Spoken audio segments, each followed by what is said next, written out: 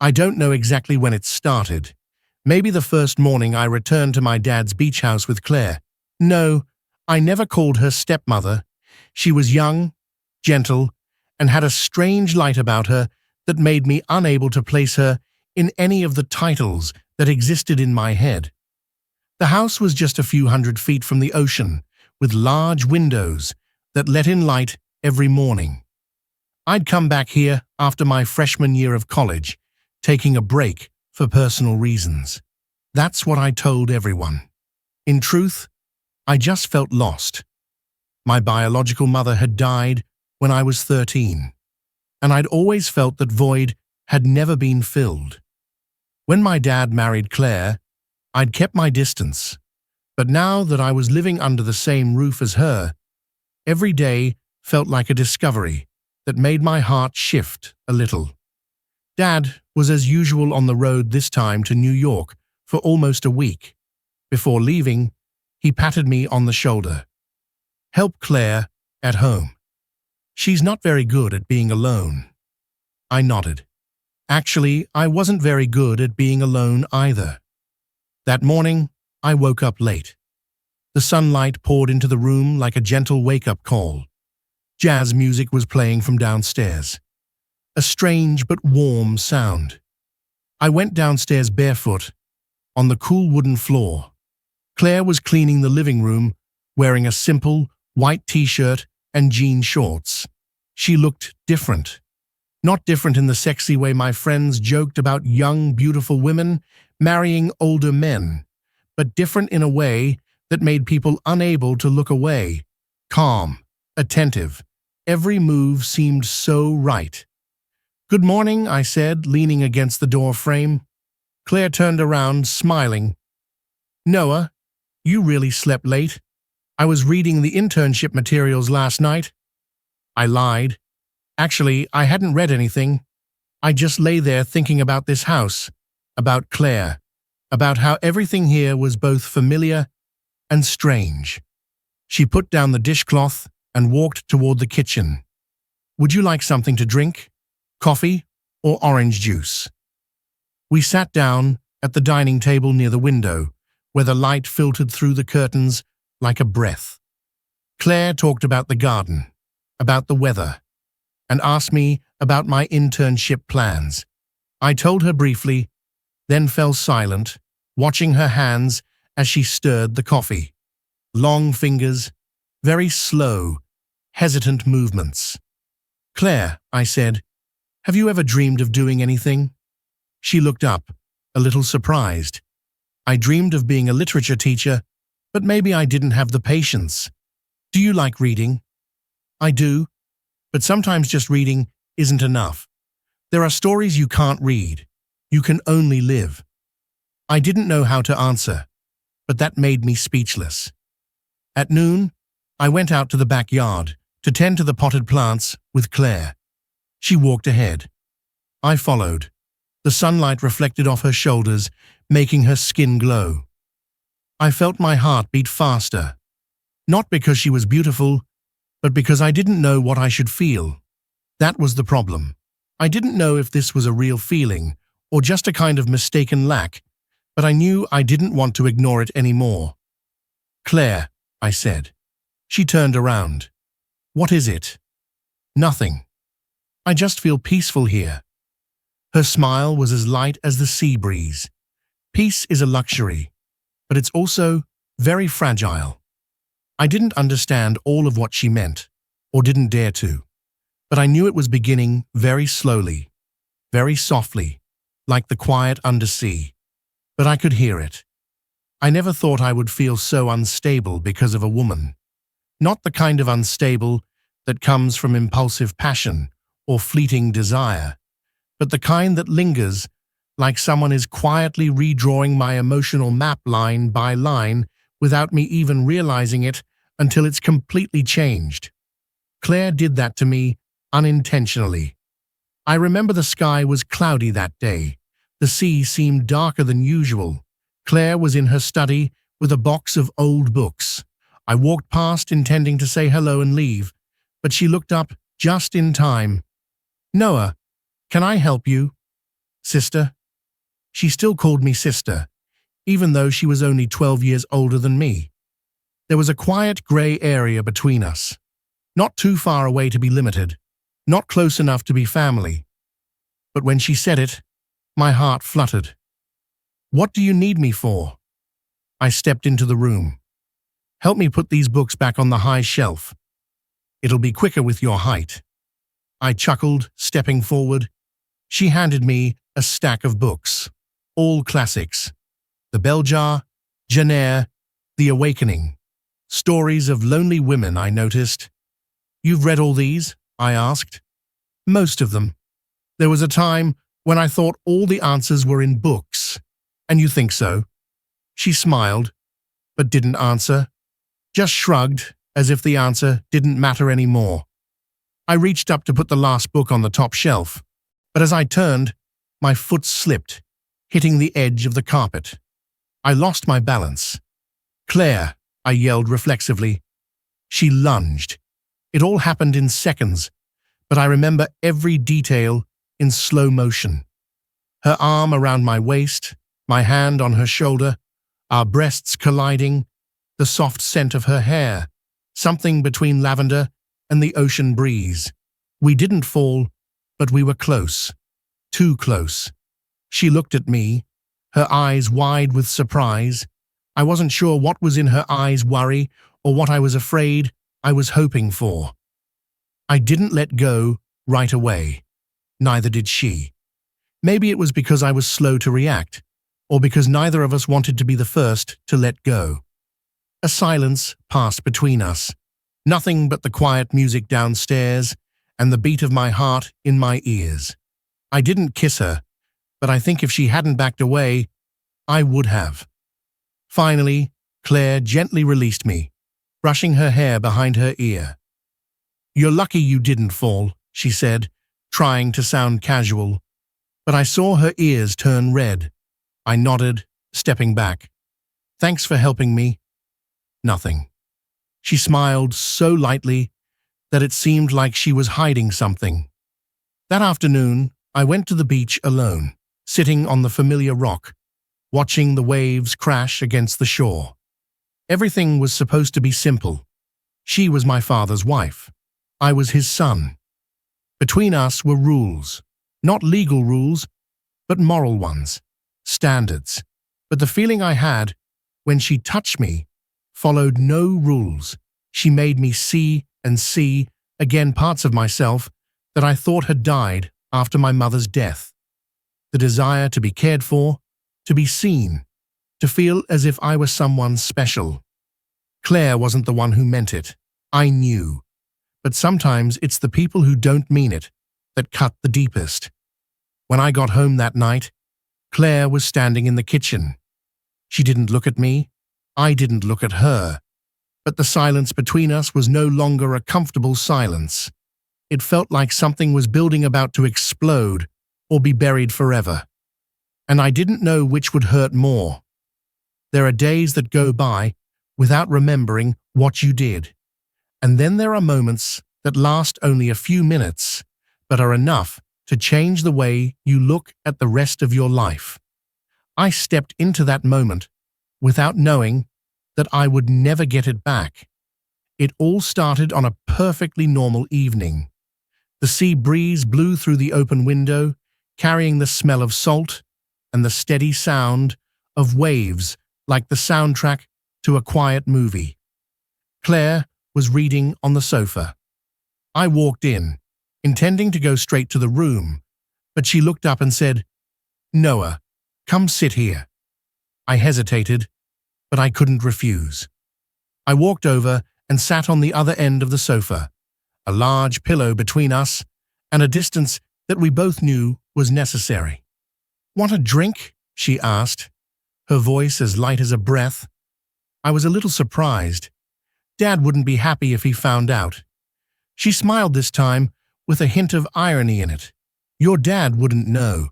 He's 1,000 miles away." I looked at the glass of red wine she offered me. I'd never been much of a drinker, but that night I took it. We talked about random things, little things like favorite foods and recent movies. And then gradually deeper things. She told me about her miscarriage last year, about how David couldn't be with her because he was busy signing a big contract in Chicago. "I don't blame him," she said. "It's just that there are some pains you have to swallow." I didn't know how to respond, so I just nodded. But inside me, something began to break. A feeling of pity, but not pity. A kind of quiet connection, as if I were looking at a wound that had never healed. I looked at her, the yellow light falling on her soft face, making her features look blurry, almost fragile. She wasn't like my mother, but she wasn't like any other woman I'd ever known. She wasn't trying to seduce me. She just existed, and that unsettled me. The air froze. There was no sound of waves, no music, just the truth, hanging between us like a thread about to snap. Claire put down her glass. Her eyes widened. Not in anger, not in fear, just something like recognition. As if what I had just said didn't surprise her, but merely confirmed what she had known all along. "Noah," she said, and for the first time, I heard my name, a gentle warning. "You shouldn't feel this way." "But you do." I didn't move closer, but she didn't pull away. We sat there, two people, two worlds drawn together by something unnameable. I looked into her eyes, and I knew no one was in control of what was happening. I leaned forward slowly, very slowly, enough for her to stop, enough for her to look away, but she didn't. Our first kiss wasn't impulsive, not rushed, just gentle, like it was a continuation of a forgotten conversation. Her lips were soft, warm, trembling. When I pulled away, I saw tears, glistening in the light. "This can't be happening," she whispered. Claire stood turned away. I stood still, my heart pounding in my chest as if I had just crossed a line no one had taught me to avoid. "We can't go any further. Noah, do you understand?"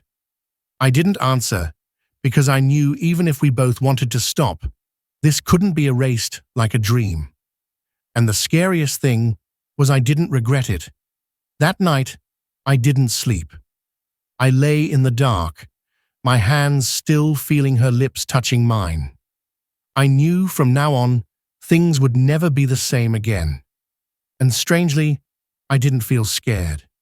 I only felt regretful for not kissing her sooner. When I heard the soft click of the lock and the familiar footsteps echoing down the hallway, my heart sank. "Claire," David called. His voice was still low, a little tired from the flight, but filled with the familiar warmth that I had found comforting. I took a breath. Putting the towel down on the table, I walked out into the living room, trying to keep the smile from shaking. Hi, I said, and put my arms around David's neck, kissing his cheek, as if everything were normal, as if I hadn't just kissed his son 3 nights ago, as if I was still the proper loyal wife I had always been when he returned. David hugged me tightly. "I missed you," he said, resting his chin on my shoulder. I smiled, and for the first time in my life, my smile was no longer something I could control. It tasted like salt. We sat down on the couch. David talked about meetings, potential partners, boring dinner invitations. I nodded attentive occasionally, interjecting a small question, just as I had done for the past 4 years. But this time, my mind wasn't there. It was racing as I stood in this living room, my lips still hot from kissing Noah.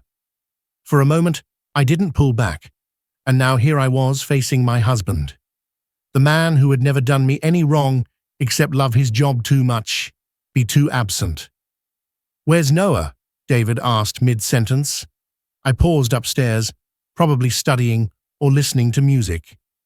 David nodded, saying nothing more, but I saw his eyes narrow for a moment.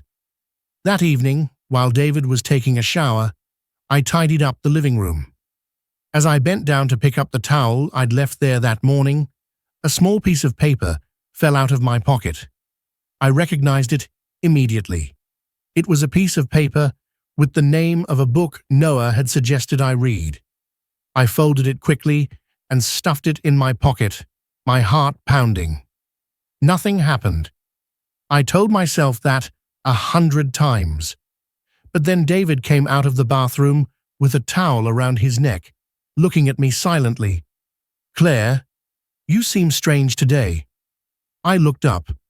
"Why do you say that?" "Just a feeling." "You smile less. Your eyes look at me like you're hiding something." I clutched the piece of paper in my pocket. "I'm tired. Cleaning the house these past few days must be a bit stressful." David nodded, still not taking his eyes off me. "Did Noah help you?" The question seemed innocuous, but it made me sweat. "Yes, he's a good boy. Always ready." "Yeah." He sat down on the chair, folding his arms.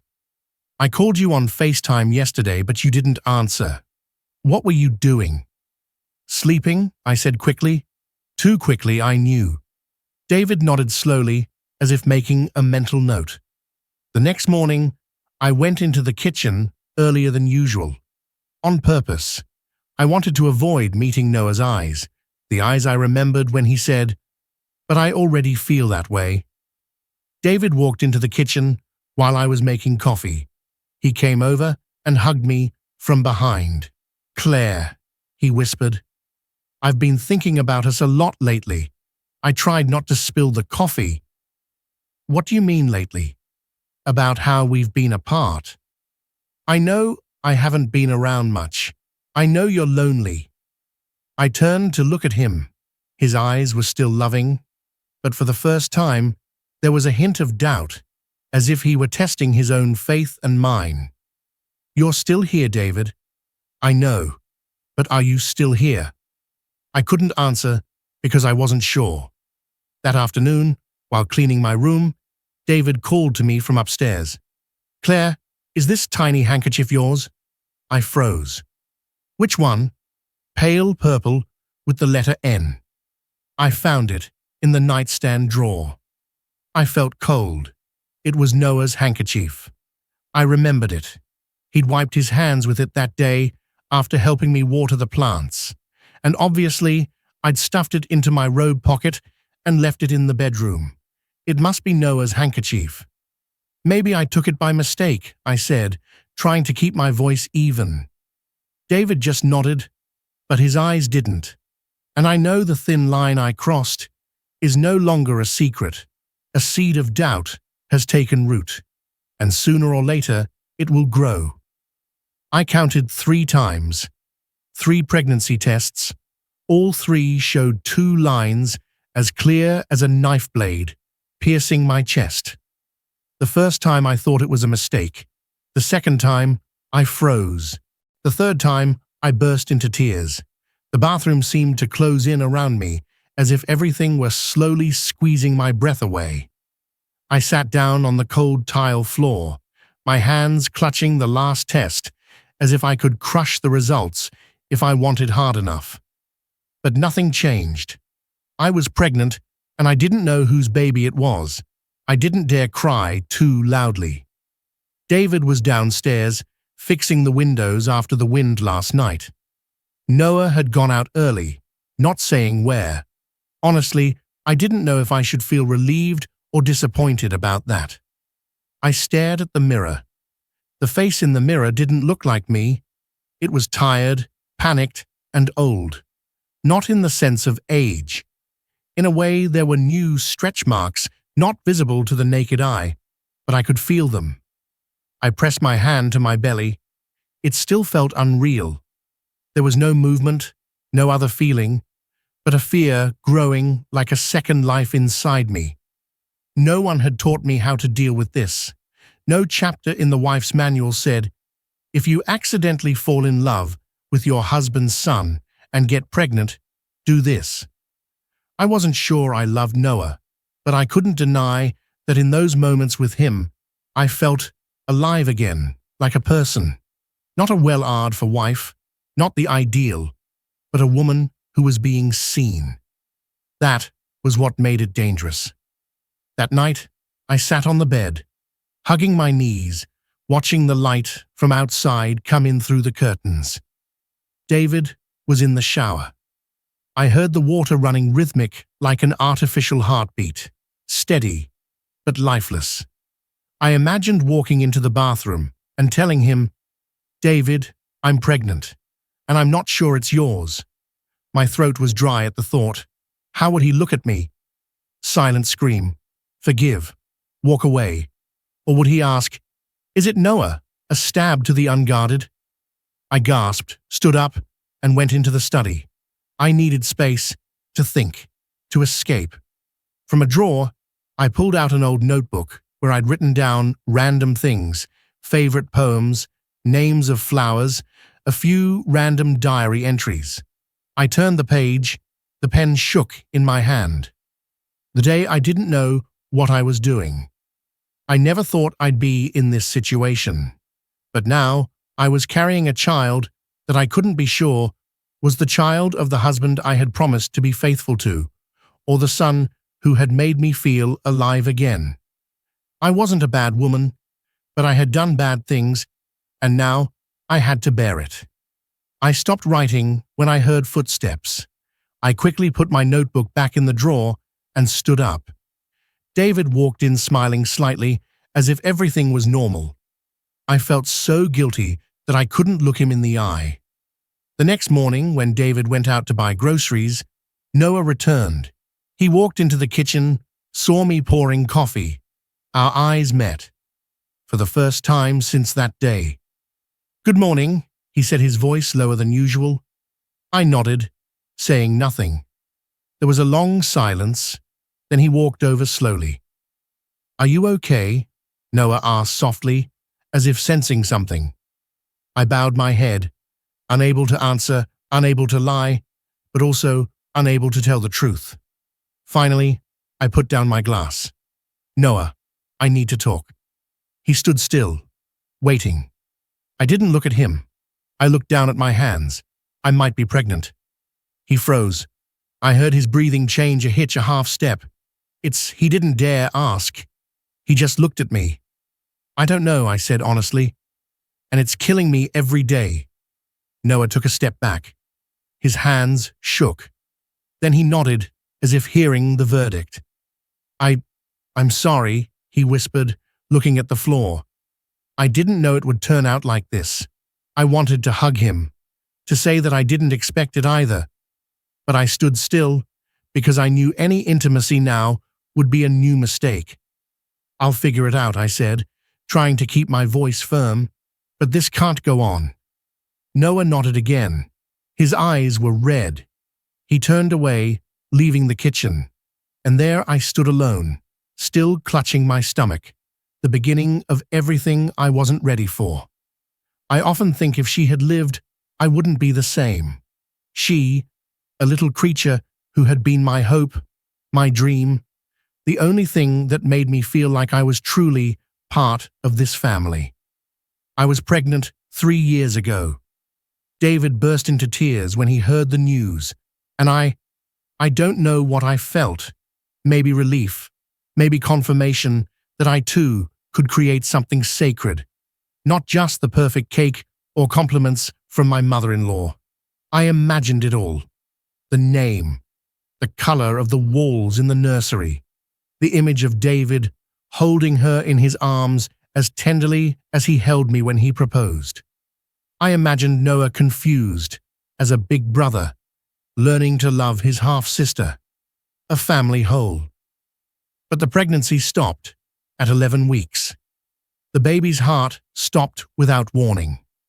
David was in Chicago. I went to the doctor alone.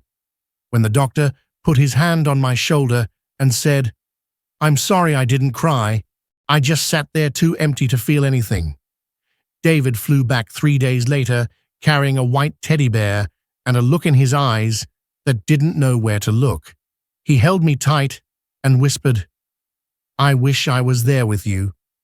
I said nothing, because that sentence, sincere as it was, changed nothing. After that, no one mentioned the pregnancy again. David went back to work. As for me, I hid my pain in cozy dinners, laundry holidays. I learned to be normal again. I became the woman who didn't cry, didn't ask, didn't remember until Noah came back. I saw him as a quiet shadow, lost between two worlds. Not quite a child, not quite an adult. He lived quietly in the house, as if afraid to break the fragile atmosphere. And one day, I realized the way he looked at me was exactly like the way I used to look in the mirror. The eyes of someone waiting for someone to notice that he was hurting. I didn't intend to get close to Noah. I didn't want anything to go beyond that. But as he sat next to me, listening to me talk about books about flowers, about the little things that David hadn't listened to for a long time, I began to feel my heart return. I started writing again. The old notebook where her name used to be became the place where I poured everything out. I turned a new page, my hands shaking. I don't know who I am anymore. I was a wife. I was a mother, even if only for 11 weeks. What am I now? A weak woman who can't control her emotions, or just a shadow trying to survive in her own role? I stopped. The pen stuck in the ink. I felt tired. Tired of living two lives. One as a beloved wife, the other as a woman who hides secrets from her husband's stepchild. One life is fake, the other is wrong. I used to think I was strong, but I began to understand being strong is not falling down. Being strong is knowing you're wrong and still daring to stand up. That night, while David was sleeping, I sat alone in the living room. Outside, the waves were no longer calm. They roared as if angry at the things I was carrying in my heart. I opened the cupboard, took out the notebook, and quietly placed it on the desk. I didn't dare tear it, nor did I have the courage to burn it. All I knew was if David read it, he would know everything. And if he didn't read it, I would forever carry that truth, a burden that no one could share. I left that notebook as a way to choose, either be forgiven or be abandoned. But it was the only way I knew how to be human again. When I walked into the room, David was still sleeping. The light from the nightlight illuminated his face, looking strangely peaceful. I felt a sudden pang of pain. I put my hand on my stomach, where once again I was carrying something I couldn't control. And this time, I wasn't sure I could keep it all together. I never thought that loving someone would be like losing yourself. I thought love was something that made people strong. Like the book said, the movie said, but between Claire and me, there was no glamour. There were only painful moments of silence looks that stopped halfway and a kiss that neither of us ever said.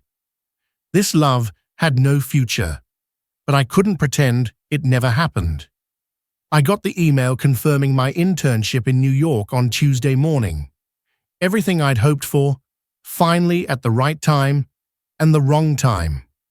I didn't tell anyone in the house right away. I needed to see Claire first. That afternoon, I found her in the backyard, watering the pale lavender I'd planted 2 months earlier. The sunlight slanted through her hair, shimmering like the light in an oil painting, but her shoulders were thinner and more tired than before. "Clara," I said, my voice softer than the wind.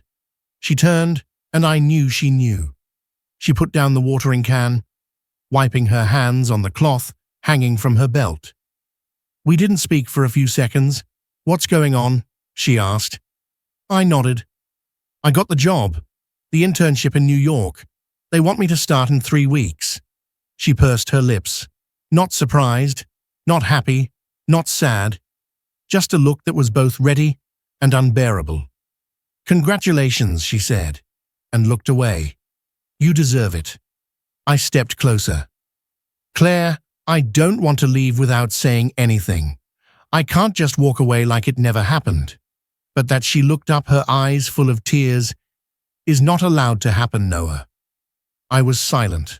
My heart felt like it was breaking into pieces. I know you're good, kind. I know if you were a stranger, if circumstances were different, maybe we'd had been happy, I interrupted. She didn't answer, but her eyes spoke for her. Claire, I don't regret it, I whispered. Whether you'll ever admit it or not, the time I spent with you taught me more than any college ever could and hurt me more than any pain, she said, her voice trembling. I looked at her for a long time. I wanted to say, I love you, but I didn't say it because love sometimes isn't about words. It's about letting go. She stepped forward gently, touching my hand. That touch was all we had left, brief but real. We'd gone too far to turn back and too late to move on. Hold on to your dreams, she whispered. Don't let anything hold you back, not even me. I nodded my eyes, never leaving her hand. Will you be okay? I asked. She smiled softly, a smile like the wind blowing through the sand. I'm not sure, but I'll try. I took her hand one last time. Not a lover's hold, but two people who knew each other to the core and then had to turn away. When I left, I didn't look back. If I did, I was afraid I would run to her, afraid I would hold her and never leave again. I drove down the coastal road, the wind blowing through the windows, carrying the scent of lavender that lingered on my hands. I left the radio on, but none of the songs sounded musical. All that remained was the echo of a heart that was teaching itself to let go. But of all the things I left behind, there was one thing I kept, the fragile belief that maybe someday, somewhere, I would meet those eyes again. This time, without fear, without boundaries. A day when we were both free to say, I love you. I left the beach house at 8:12 a.m., my hands gripping the steering wheel as if I were holding on to something I didn't want to let go of. Claire walked me to the door. She didn't cry, but her eyes were like a door that had just closed, but also didn't want to close completely. Good luck, she said, her voice like a breeze. I wanted to hug her one last time, tell her I loved her, that I didn't care about right or wrong anymore, but I just nodded and walked away because I knew sometimes love means letting the other person live on, not carrying the wound you left behind. The coastal road was quiet that morning. The sky was overcast. The fog had not yet cleared. I turned on the music, but I couldn't hear anything but my heart pounding like a drum in my chest. I don't know how long I was out of focus. Maybe just a few seconds, maybe a lifetime, in my head. A truck swerved abruptly from a turn without a signal light. I barely had time to turn the wheel, and then white light swept across my vision. A shattering sound, glass, metal, and someone screaming. It could have been me. When I opened my eyes again, the white ceiling was a dead cloud. There was the sound of a cart, the smell of antiseptic and pain. A sharp pain that shot from my left shoulder to my stomach, but not as much as something else. The fear that Claire would never know I was alive. He's awake, a voice said above me. I tried to turn my head, but the dizziness pulled me back. Then I heard a voice more familiar than anything else. Noah. She was here. Claire was here. I opened my eyes, taking in the outline of her face thinner, her eyes dark, her hands shaking like waves on the shore. I'm okay, I whispered, my throat dry as sandpaper. Claire said nothing, but the look made me forget the pain. She stood next to me so close that I could still smell that familiar scent, the sea and lavender around her. It was still my Claire, but the way she stood, the way her hands didn't dare touch mine, said that the distance between us was too great now. I wanted to hold her hand, but I didn't. The door behind her opened, My father, David, has walked in. He looked at me, his eyes frozen for a second. Then he looked at Claire, just for a moment, and then everything seemed to shatter. I knew he understood. He didn't ask, didn't scold, didn't scream, just stood there, like someone who had dropped something and didn't know whether to pick it up or not. I turned away. For the first time in my life, I felt truly small. Not because I was in a hospital bed. For the first time, I saw my father's eyes and saw the disappointment that needed no words. I woke up again from my long, dreamy sleep. It was dark outside. Claire sat beside me. One hand was on her stomach, where I knew she held a part of the truth we didn't dare touch. I said softly, "He knows right." She nodded, not looking at me. I don't know how much, but enough to hurt. I closed my eyes, trying to swallow the lump in my throat. "I'm sorry, Claire. I should have left sooner, before things got this far." "It's not my fault," she whispered. "It's not yours either. We're both just two people who lost their way." A pause. Then I said slowly, "If anything happens to me, you raised the child. Whoever it is." She looked at me, and for the first time, she took my hand. "Don't say that," she choked. "You'll be fine. We'll be fine." I looked into her eyes, trying to believe what she was saying. But I knew in my heart we could survive. But neither of us would ever be the same again. The next day, I woke up again. The room was the same, but Claire was gone. There was only a small piece of paper on the bedside table. The handwriting was familiar. "You need to go home to David. You owe him answers, and you owe yourself a chance to make things right. Thank you for making me feel alive again. Claire." I folded the paper and put it in my pocket, and for the first time in weeks, I smiled. Even though I might be leaving alone, at least I knew I had been loved. Even if it was the wrong time, the wrong circumstances, it was still real. 3 days after the accident, I was moved from the intensive care unit to the recovery room. The nurse said it was a good sign my body was doing well, except my heart wasn't. I lay in bed, staring out the window, trying to count the waves that crashed against the shore, as if they might wash away whatever was left of me. The guilt, the regret, the loss. Claire didn't come back that night. No text, no new letter, no words, just me with the note. She left the words that both relieved and made my heart clench. I need to go home to David. I owe him answers. I understood, and I knew too that I had no right to take anything back. That afternoon, the door to the hospital room opened. It was my father, David. He walked in unhurried, without a forced smile. His face was so still that I couldn't tell what was waiting for me. "How are you feeling?" he asked, his voice calm. "Okay, getting better," I said. He nodded, pulled a chair close to the bed, and sat down. I expected him to ask some more routine questions, but he was silent, so long that it scared me. Finally, he let out a breath. "Claire told me." I closed my eyes, as if waiting for the blade to fall. "Not the details not necessary," he continued. I didn't ask that. I swallowed.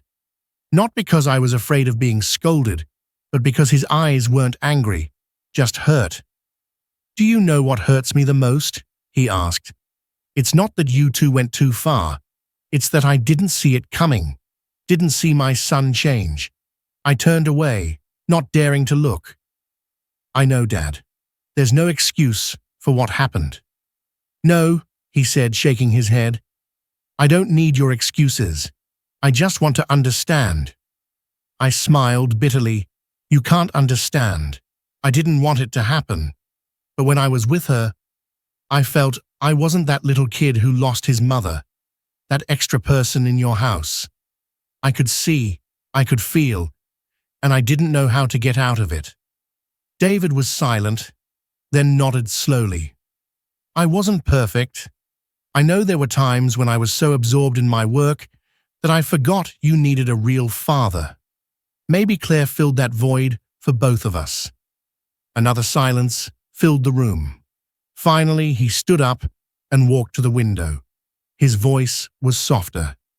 Claire stayed. I was startled. She said she wouldn't leave, that she needed time to make amends for herself and this family. I nodded. I didn't know whether to feel happy or sad. I knew Claire had always been a sacrificial person, but she also carried her own wounds that no one else could see. "Do you want to see her again?" David asked. I shook my head. "Not now, maybe someday, but not while all three of us are still bleeding." He nodded again, not forcing it. There was something in his face that felt like forgiveness and acceptance. Before he left, he turned back to me. His eyes were more serious than ever. "Noah, no matter what happened, you're still my son." I nodded, and for the first time in days, I felt tears fall. Not because of the loss of love, but for what I thought I had lost forever. A father who still held out his arms even though his heart had just been crushed. That night, I sat up for the first time. Every breath still hurt, but I wanted to go to the window. Outside, the shore was still murmuring. The hospital lights shone on the roads I had driven through. And somewhere in this city, Claire was probably holding her stomach, sitting next to the husband she had hurt and loved. We had both hurt each other. But we had also learned something from that mistake, and perhaps only those who had lost what they cherished most understood that forgiveness does not mean forgetting, but choosing not to let that pain define the rest of you. I closed my eyes. In my dream that night, I saw Claire smiling by the window, not crying, not in pain, just silently watching me walk away. There's something about springtime in New York that makes me feel small. I left California 2 months after leaving the hospital. The internship started as expected. Fast, frantic, as dry as the city. But it also helped me learn to forget, or at least keep the memory in some quiet corner of my mind. Claire didn't call. I didn't write. There was an invisible pact between us that distance was the last kindness we could offer each other. A few weeks after I left, I got a text from David. "I have a sister. Mom and she are both fine." I sat there for a long time after reading the news, not because I was surprised, but because of a question I could never ask. Is the child mine? I would never ask, and they would never answer. Not because I was afraid, but because I understood. There are questions you hold on to forever, like a part of a pain that needs to be protected rather than explained. That summer, I returned to California once, unannounced without stopping for long. I rented a small car and drove along the coast. The wind carried the salty scent and the familiar golden sunlight that was associated with memories I had tried to hide. I stopped in front of a small cafe, one that Claire had said she wanted to open like this. A place where things slowed down, where people could breathe. I walked in, ordered an espresso, and sat at a table by the window. From here, I could look out at the ocean and the small street that led to our old house. Then I saw them. Claire pushed a small stroller. David walked beside her, carrying a cloth bag of baby clothes. They didn't talk much, but walked close together. Not the closeness of passion, but the closeness of two people who had been broken and chosen to mend from the imperfect pieces. Claire looked into the pram, smiling. The smile I had thought was mine. But now I knew it was a mother's smile. No longer a lover's, no longer wrong. David turned to say something. Claire laughed, tilting her head back. The sun fell on her hair, sparkling. I didn't go out. I didn't need them to know I was there. No greetings, no reminders of the past. I just needed to see that they were okay. I left the cafe as they disappeared. In my hand was a leather notebook where I had written down my thoughts for the past few months. I left it on the table, open to the last page, with a short line. I never asked, but I still wonder who she looks more like. Not for anyone to read, just to remind me that a part of me will always remain there. Not in Claire, not in the child, but in the version of me that knows what it means to truly love and what it means to let go at the right time. That night, I returned to the airport, standing in front of the large glass doors, watching the planes land and leave like scratches of light on the dark sky. I don't know if I will come back again. I don't know if the future will let me meet them again on some occasion, a wedding, a memorial service, or just by chance on the street. But I know if that happens, I will smile. Not because I have forgotten, but because I have forgiven. Not every love story ends happily, but every story leaves something behind. A lesson, a wound, or a chance to start over. Hope is more than just a child's name. It is a symbol of what remains after mistakes, after hurt, the belief that people can still choose something kinder, even if it is not easy. Thank you for accompanying this story to the last page. Thank you for not being quick to judge, but choosing to listen. Hopefully, no matter what the circumstances, you will find a little hope for yourself and a place to return to in your heart.